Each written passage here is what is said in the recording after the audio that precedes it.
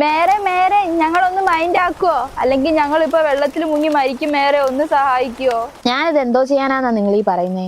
ഞങ്ങളെ രക്ഷിക്കാൻ ആരുമില്ല മേരെ. വീടും കടകളൊക്കെ മുങ്ങി വൃത്തികെട്ട വെള്ളത്തിൽ ചവിട്ടിയിട്ട് എല്ലാവർക്കും എന്തൊക്കെയൊക്കെയോ അസുഖങ്ങളൊക്കെയാ മേരെ.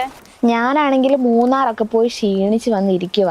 നിങ്ങളൊരു കാര്യം ചെയ്യും, നിങ്ങൾ വാർഡ് കൗൺസിലോട് കാര്യം പറ. പുള്ളിക്കാരിയല്ലേ ഇതൊക്കെ മെയിൻറ്റെയിൻ ചെയ്ത് കൊണ്ടുപോകേണ്ടത്. ആ ബെസ്റ്റ്. ഒരു മാസമായിട്ട് അങ്ങനെ ഒരാളെ ഈ പരിസരത്ത് കാണാനേ ഇല്ല. ആ ശരി ശരി, ഞാനൊന്ന് നോക്കട്ടെ എന്താ ചെയ്യണ്ടേന്ന്. ഹലോ മേരെ, ഞാൻ നിങ്ങളെ വിളിക്കാൻ നിൽക്കായിരുന്നു. എന്തുണ്ട് നാട്ടില് വിശേഷമൊക്കെ? എന്നിട്ട് ഇതുവരെ കോളൊന്നും കണ്ടില്ലല്ലോ. അത് പിന്നെ ഇവിടെ മഴയൊക്കെ ആയതുകൊണ്ട് കുറച്ച് പ്രശ്നമൊക്കെ ആയി. അതാ പിന്നെ വിളിക്കാൻ ഇച്ചിരി വൈകിപ്പോയി. അവിടെ മാത്രല്ല കൗൺസിലറെ, ഇവിടെയുണ്ട് പ്രശ്നങ്ങള്. അതൊക്കെ ഞാൻ അപ്പൊ പറയുന്നുണ്ട്. അറിഞ്ഞാ മാത്രം പോരല്ലോ, എന്നിട്ട് എന്തേലുമൊക്കെ മൊഴിഞ്ഞൂടെ ജനങ്ങളോട്? അത് പിന്നെ ഞാൻ ഇപ്പൊ ഒരു മാസം കഴിഞ്ഞല്ലോ നാട്ടിൽ നിന്ന് ഇപ്പൊ ഗുജറാത്തിലോട്ട് വന്നിട്ട്. അപ്പൊ തൊട്ട് ഞാൻ നാട്ടിലെ പ്രശ്നങ്ങളിലൊന്നും ഇടപെട്ടിട്ടില്ലല്ലോ. അത് തന്നെയാ ഞാനും പറയുന്നേ. നല്ല സമയത്താ വിനോദയാത്രയൊക്കെ പോയത്.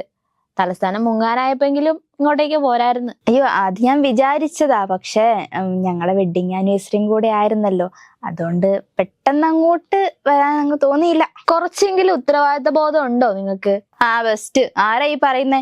ഇതേ തലസ്ഥാനം വെള്ളത്തിൽ മുങ്ങിയപ്പോ എല്ലായിരുന്നോ മേയറും കുടുംബവും കൂടെ മൂന്നാറ് കറങ്ങാൻ പോയത്? അതൊരു 3 ദിവസമല്ലേ. എന്തായാലും പോയത് തലസ്ഥാനം വെള്ളത്തിൽ മുങ്ങിയപ്പോ തന്നെ അല്ലായിരുന്നോ? അതൊക്കെ ഓക്കെ, നിങ്ങൾ പോയതൊക്കെ പോയി. പക്ഷെ പോകുന്നതിന് മുമ്പ്, മഴക്കാലത്തിന് മുമ്പ് നടത്താനുള്ള ശുചീകരണ പ്രവർത്തനങ്ങളൊക്കെ നടത്തിയിട്ടായിരുന്നോ പോയത്? ഓഹോ, നിങ്ങൾ എന്തോ March 24 മുമ്പ് അവസാനത്തെ റോഡിന്റെ പണിയും തീർക്കുമെന്ന് പറഞ്ഞായിരുന്നല്ലോ. എന്നിട്ട് അത് തീർത്തോ? അതുപോലാണോ മഴക്കാല ശുചീകരണ പ്രവർത്തനം? എന്തേ, വെള്ളം റോഡിലൂടെ അല്ലേ പോകുന്നേ? ഈ വെള്ളം ഒലിച്ചു വരുന്നത് കാണുമ്പോ പണി തീരാത്ത റോഡൊക്കെ വെള്ളത്തിനെ കാണുമ്പോ അങ്ങ് മാറി നിൽക്കുവോ? റോഡ് മൊത്തം കുഴിയാണ്. ഓ പിന്നെ, വിദ്യാഭ്യാസം ഉള്ളവര് പറഞ്ഞിട്ടുണ്ട് മഴ പെയ്ത റോഡിൽ വെള്ളം വരും, വെള്ളം വന്ന കുഴി വീഴുന്നൊക്കെ. അതാരാ ഇപ്പൊ നമ്മുടെ പാർട്ടിയിൽ അങ്ങനെ ഒരാള്? ഇത്രയ്ക്ക് വിദ്യാഭ്യാസം ഉള്ളതാരാ? നമ്മുടെ വിദ്യാഭ്യാസ മന്ത്രി. ബെസ്റ്റ്. അല്ല, നിങ്ങളുടെ നാട്ടിൽ എന്തോ റോഡ് തകർന്നത് റിപ്പോർട്ട് ചെയ്യാനെത്തിയ ചാനലുകാർക്കെതിരെ അക്രമം ഉണ്ടായെന്നൊക്കെ കേട്ടല്ലോ. അത് ഞാൻ അറിഞ്ഞ്. അത് മറ്റേ പാർട്ടി ചാനലാണെന്നേ. അപ്പൊ പിന്നെ ഞാൻ വിചാരിച്ചു 2 എണ്ണം കൊള്ളട്ടെ എന്ന്. അതാ പിന്നെ ഞാൻ വലിയ പ്രതികരിക്കാനൊന്നും ബോധമിണ്ടാതിരുന്നേ. എല്ലാം പോട്ടെ, തിരുവനന്തപുരം ഒലിച്ചു പോകുന്നതിന് മുമ്പെങ്ങാനും ഇങ്ങോട്ടേക്ക് തിരിച്ചെത്തുവോ? സത്യം പറയാലോ മേറെ, എനിക്ക് അങ്ങോട്ട് വരാനേ തോന്നില്ല. ഇവിടെ ഞാൻ നല്ലൊരു ഭാര്യയാണ്.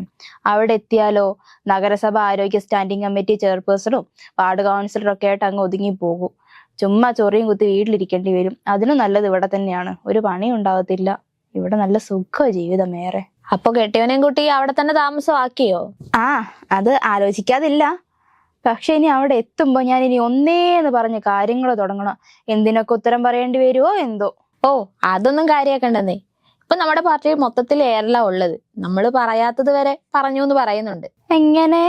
അല്ല, അത് ഞാനൊരു ഓളത്തിനൊരു അതിശോക്തിക്ക് പറഞ്ഞ. നിങ്ങൾ എന്തായാലും കറക്കം പരിപാടിയൊക്കെ കഴിഞ്ഞ് വാ, എന്നിട്ട് നമുക്കൊരു മഴക്കാല പൂർവ്വ ശുചീകരണം അങ്ങ് നടത്താം. ശരിയാ. തലസ്ഥാനം എന്തായാലും മുഴുവൻ മുങ്ങിയിട്ടില്ലല്ലോ. മുഴുവൻ മുങ്ങുന്നതിന് മുമ്പ് അങ്ങ് നടത്തിയേക്കാം. Okay, set. അവനവൻ ഇരിക്കേണ്ടിടത്ത് അവനവൻ ഇരുന്നില്ലെങ്കിൽ അവിടെ വേറെ പലരും കയറിയിരിക്കും. ചിലയിടത്ത് ഇരിക്കാനും ആളുണ്ടാവില്ല. അപ്പോ കേരളം അങ്ങനെ മുങ്ങുകയും ചെയ്യും, ചിലപ്പോ മുക്കുകയും ചെയ്യും.